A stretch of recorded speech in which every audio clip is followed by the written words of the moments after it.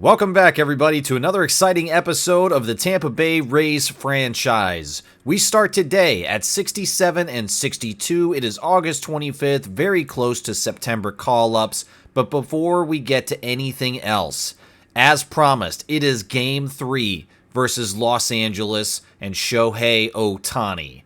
This is the big matchup of the year so far. They are 80 and 50, and I can't wait to face baseball's best.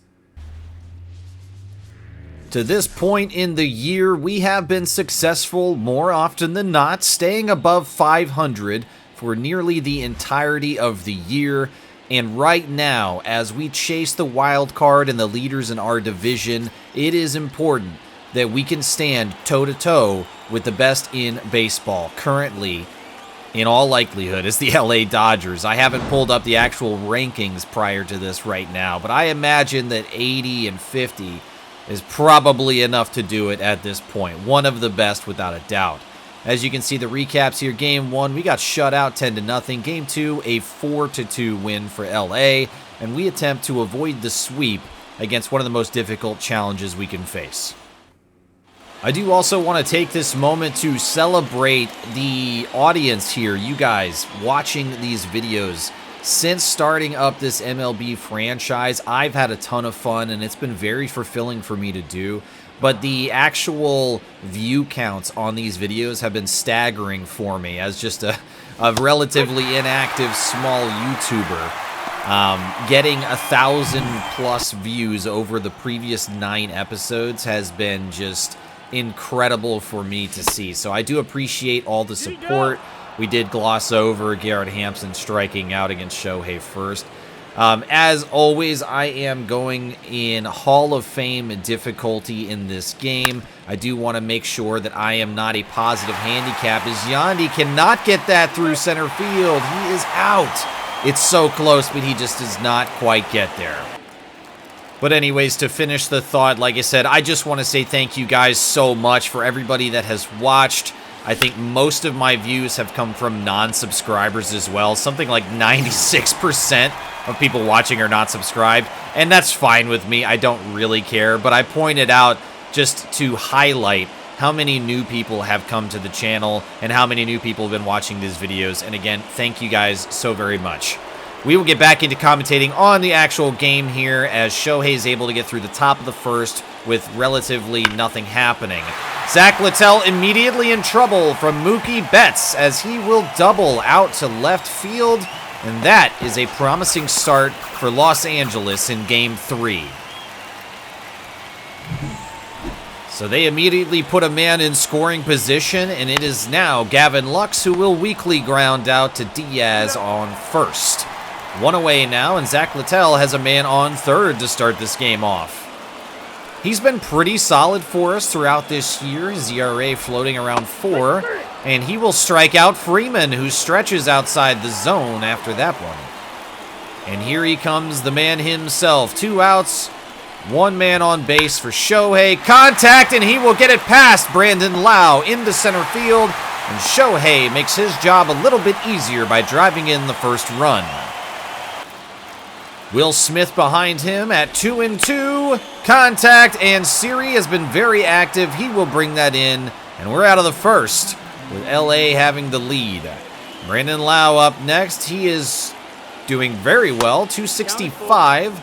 I know that's come down a little bit. He was hitting really close to 300 for a long time. But I'm very happy with this baseline that we have now. 265 is good, and he will take ball 4 to lead off the top of the second. Arozarena now batting 293. It is 1-2 to him. Shohei delivers. Big swing and a miss inside. Fooled on that splitter. And I'll try to be more consistent in how I call it, whether it's them or me reacting to these. I mean, obviously I'm in control as I swing for Westberg, and I'm fooled at the bottom of the zone as usual. No surprise there. 2-2 though now to Richie Palacios, who's batting 267.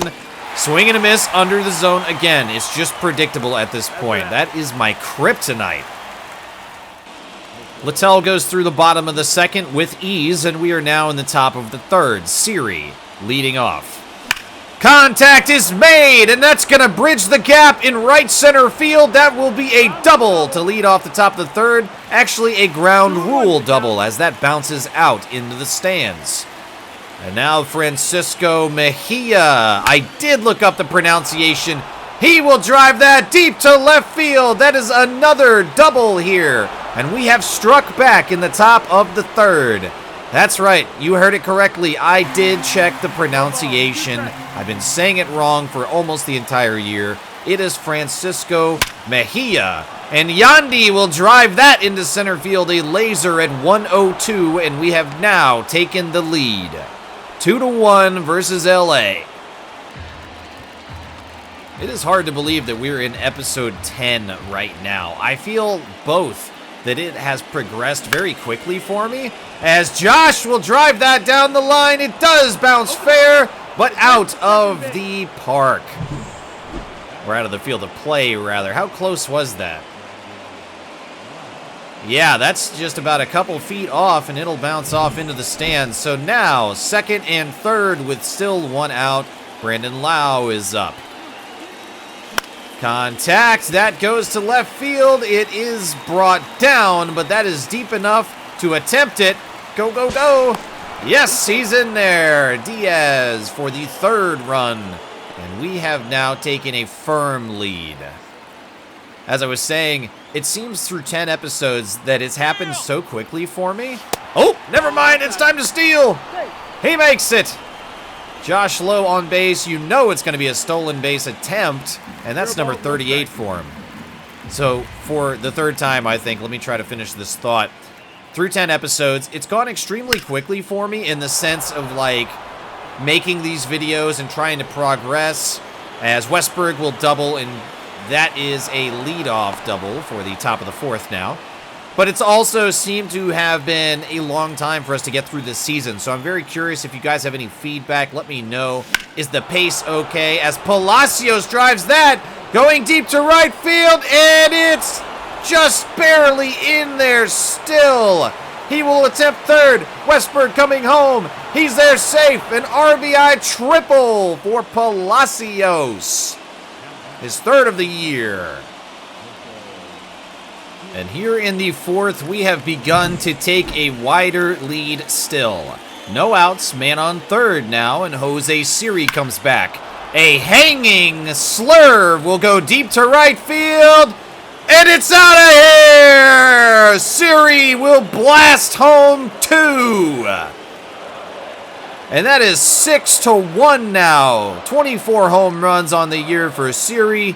And we have taken a very large lead through just 3 full innings. Wow. And that's enough. We've chased him out. Ohtani comes out and Walker Buehler gets put in. LA has thrown in the towel on their starter. Excellent. Yandy will get that line drive through into right field with 2 outs, and the fourth continues to be trouble for LA. Just amazing. Good timing on that. A hanging knuckle curve is what it looked like. And Josh Lowe is back. Contact! Right field! Through the gap one more time! We will send Diaz home. Lowe will stay on second base. A 2-out RBI double. Let's go! So LA is in deep trouble now. A 7-1 lead. Yandy had me a little bit worried. He's not the fastest guy, but luckily that throw was offline as well. So still a man in scoring position. You know who it is, and you know it's coming. LA should know it too. I will try to hit just to avoid. It did look like, yeah, the greatest jump, but he will make it. 39 now, and wait a second. That does not look like Josh Lowe. We got a real good look here, and no, that is not Josh Lowe. Who is this imposter stealing bases in his name? I don't know. But Brandon Lau is still up, 1-2 now, and he will take a shot on the leg. Ouch. You know, that's going to leave a mark. Men on the corners now for Arozarena. Still 2 outs. Trying to keep this fantastic inning alive. And that will... Yes, it does go through. Arozarena will drive in a 2-out RBI and single. LA having the worst luck in the 4th inning. Wow, this is huge. We have built this lead, and everybody has been contributing so far. Westberg gently hit, and that will be the final out to end the top of the 4th. But what a lead we've been able to accrue. And Mejia comes back, top of the 5th, 2 outs, misses inside. I do need to get better at discipline, but it's always the lower part of the zone that I struggle with, not necessarily inside. And Mejia! Deep to right field! A 2-out solo shot! 9-1. We continue to rack them up. Number 10, so double digits for Mejia. Congratulations and thank you very much. Awesome. And we have now chased out Walker Buehler.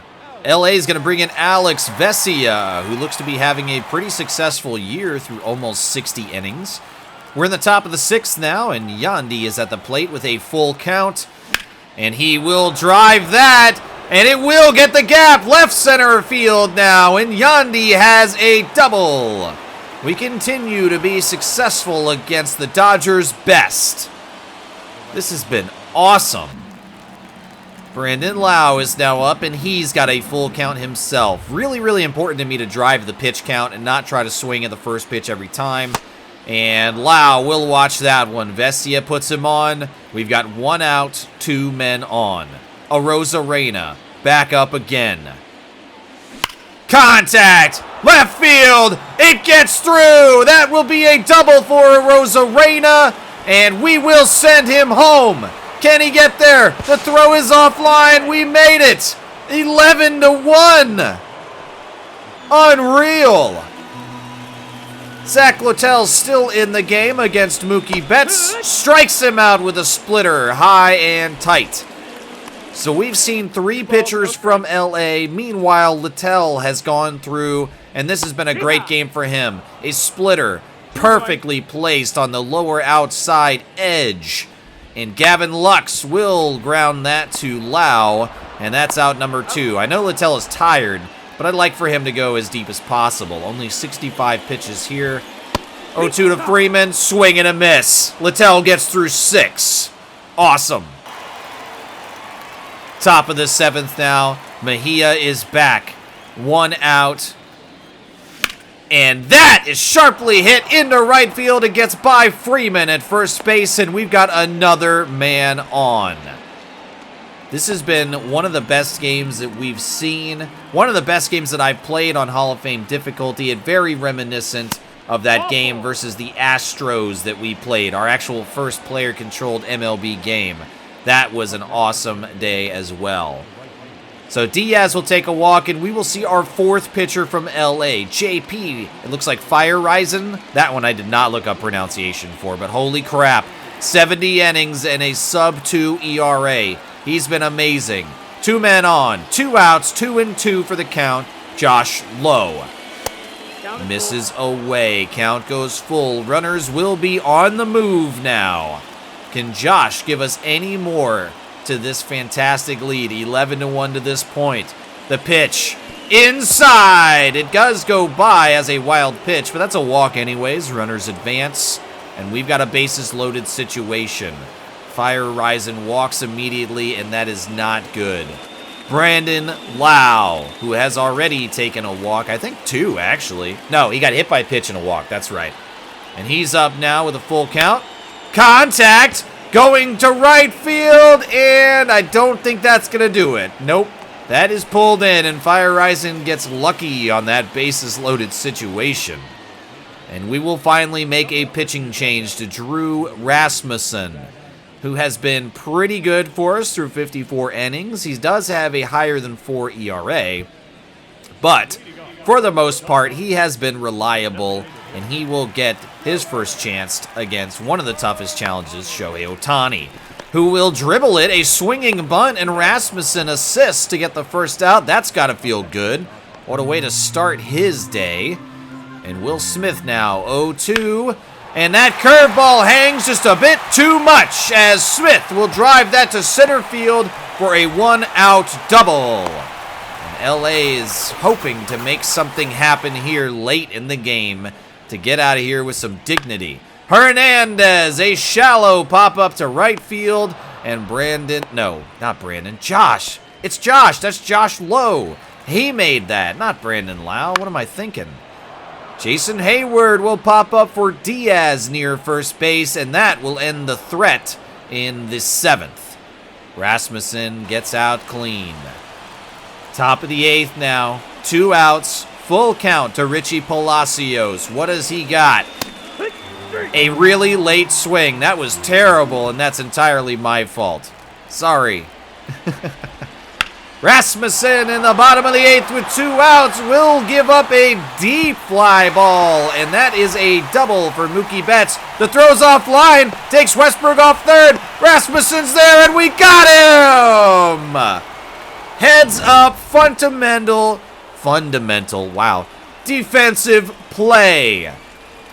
Rasmussen was there the whole time, prepared for the tag, and he gets smoked at third base. So we'll go to the final ending of the game. Bottom of the 9th now. Last chance for LA. And Gavin Lux will get that through past Westberg down the third base line. The throw in offline. And LA starts with a double. Last chance to make something happen. Freddie Freeman is up now. Contact, and that will also go through into left field. Arozarena not quick enough to cut it off. And Freeman will have an RBI double. Still no outs. LA cuts the lead down 11-2. Ohtani, contact. Brandon Lau plays it, and we've got our first out, but the runner advances to third. Will Smith is up now, and he will make contact. Siri coming down. I do believe they will send the runner. Siri's going to throw it into the cutoff man. Diaz, not there in time. LA scores another one. And we're down to the final strike. Teoscar Hernandez brings that over to Josh Lowe, and the Rays win. Dominating fashion. Unreal. 11-3 on Hall of Fame difficulty versus one of the best pitchers and one of the best teams. Phenomenal. Let's take a look at the actual box score off of that amazing victory. And the only non-contributor on the day, surprisingly, is Garrett Hampson. He went 0 for 6, no RBIs, no walks, just 2 strikeouts. A very sad day for him. However, everybody else able to contribute in some way, either RBIs or runs themselves. Yandy Diaz 3 for 4. Several of the other guys having multi-hits days as well. Arozarena driving in 3. Extra base hits all over the place. The triple, of course, for Palacios. Home runs for Siri and Mejia. RBIs all over. 2 stolen bases for Josh Lowe. Zach Littell gets a wonderful quality start, going 6.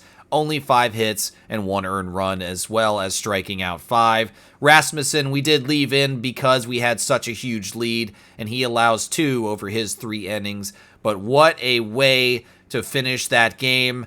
11-3 is a dominant win by any standard, and I cannot believe that we were able to do that to LA. Looking at the rankings, we are still firmly in third, 7 games behind the leader, and now we enter a series versus Seattle. McClanahan versus George Kirby in Game 1, low score, and we take the loss 3-2. Arozarena goes 2 for 4 on the day, and not much else happening. Hampson is not here in the game, so he gets a rest after not being able to contribute yesterday. Looking at extra base hits, it looks like 2 doubles and a home run. We did get an error from Arozarena, but he makes up for it with 2 stolen bases. Pitching looks pretty good. McClanahan goes deep into the game. 7 innings pitched, only 4 hits allowed, 1 earned run and 1 walk. Maton a clean inning. Fairbanks takes the loss, actually, after allowing 2 in. So not just a blown save, but an actual loss because of Fairbanks. His struggles continue.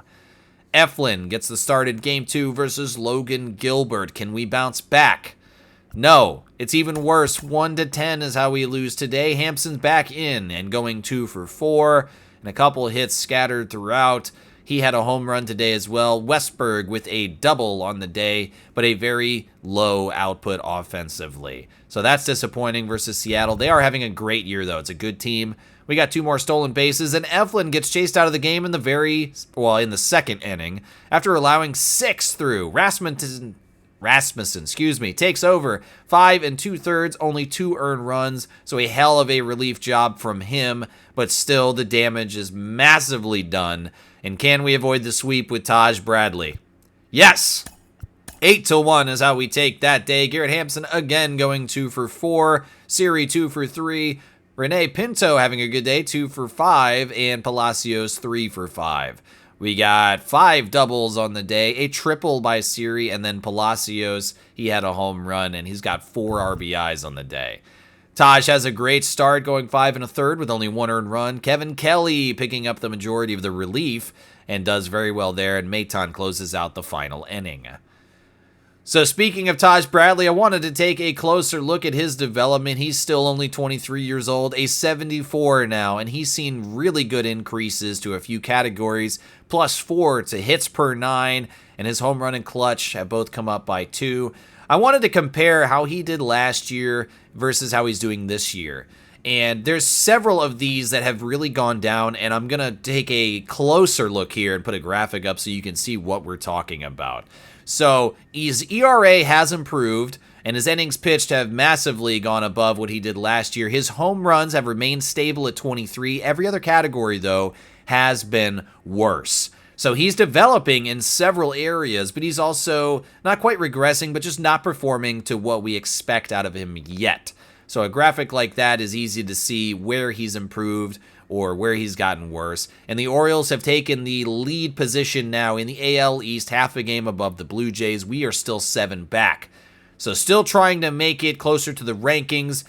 First game in San Diego, against San Diego, is an 8-6 victory. So that's a good start. Let's continue to climb upwards, shall we? 3 for 4 for Yandy, 2 for 4 for Randy Arozarena, 2 for 5 for Garrett Hampson. Mejia, 2 for 4 as well. Mejia with another home run. Lots of pitching help today as Jeffrey Springs gave up 5 over 5. Not a great day, but the relief was all there, and Fairbanks picks up save number 33. Game number 2 is going to be Zach Littell versus Joe Musgrove, and we do win 4-3. Less offense for both teams, but the pitching was able to knuckle down for us and do it.